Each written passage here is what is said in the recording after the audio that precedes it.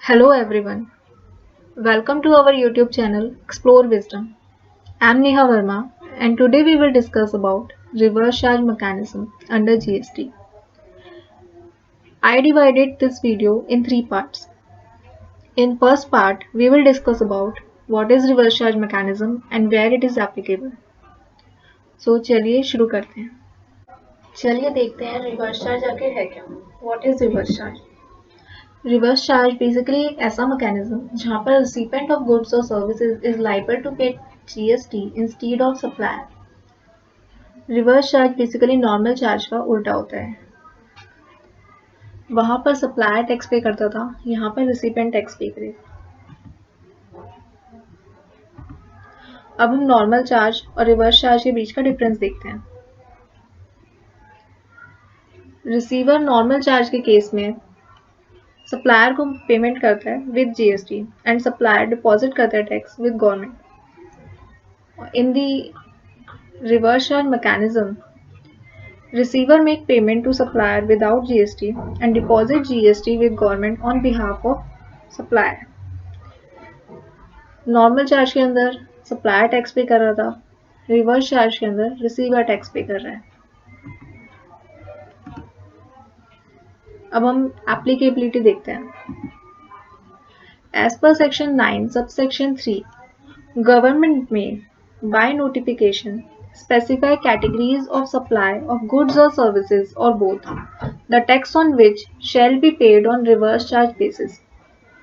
Section 9 sub section 3 के अंदर जो भी गुड्स या फिर सर्विसेज गवर्नमेंट नोटिफाई करेगी स्पेसिफाई कैटेगरीज के अंदर, वो रिवर्स चार्ज कैटेगरी के अंदर आएगी.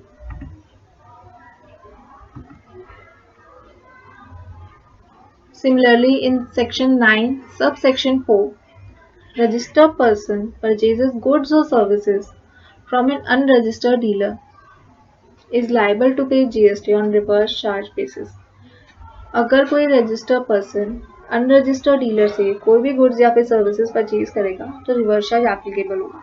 Earlier purchases up to 5,000 per day from unregistered supplier did not attract GST. This requirement has been cancelled from 1st Feb 2019 onwards. यानी कि अब अमाउंट 5,000 से कम क्यों ना हो, फिर भी रिवर्स चार्ज मैकेनिज्म एप्लीकेबल होगा अगर कोई भी गुड्स या फिर सर्विसेज परचेज की गई हैं अनरजिस्टर्ड डीलर से रजिस्टर्ड पर्सन के द्वारा.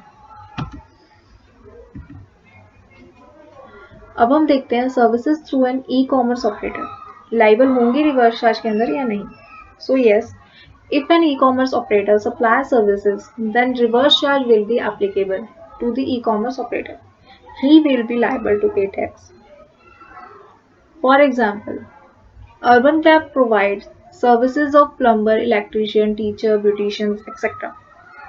Urban Cab is liable to pay GST and collect it from customer instead of registered service provider. अब हम इसे डिटेल में समझते हैं.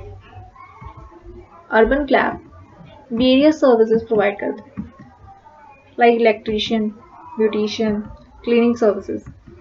और ये सारे जो रजिस्टर्ड पर्सन जो भी ये सर्विसेज प्रोवाइड कर रहे हैं अर्बन क्लैब के थ्रू, वो कस्टमर को सर्विस प्रोवाइड करेंगे और कस्टमर आगे पेमेंट करेगा अर्बन क्लैब को विद जीएसटी एंड अर्बन क्लैब आगे गवर्नमेंट को जीएसटी पे कर दे.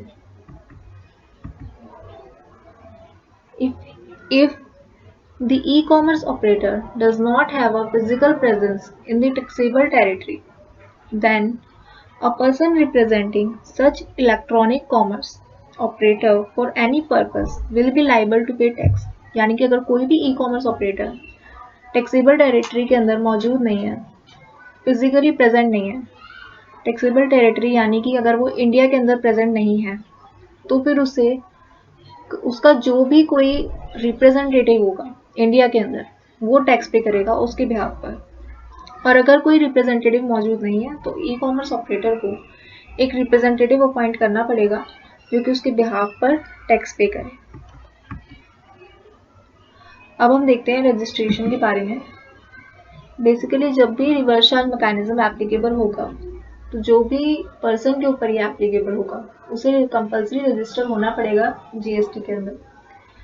कोई भी विदाउट रजिस्ट्रेशन टैक्स पे नहीं कर सकता जब तक कि वो जीएसटी पर रजिस्टर ना हो। टैक्स पे करने के लिए गुड्स एंड सर्विसेज टैक्स के अंदर रजिस्ट्रेशन देना कंपल्सरी है, चाहे थ्रेशोल्ड लिमिट कितनी भी हो। इसके ऊपर कोई भी थ्रेशोल्ड लिमिट एप्लीकेबल नहीं होगी। Input tax credit, a supplier cannot take ITC or GST paid on goods or services used to make supplies on which recipient is liable to pay tax. Supplier को कभी भी input tax credit नहीं मिल सकता है reverse charge mechanism के अंदर, क्योंकि reverse charge mechanism के अंदर रिसिपेंट लाइबल होता है टैक्स पे करने के लिए।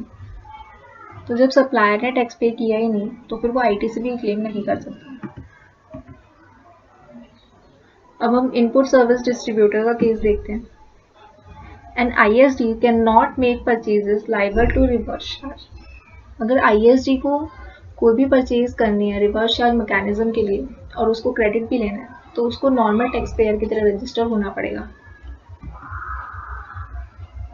अब हम कॉम्पोजिशन स्कीम के बारे में देखते हैं।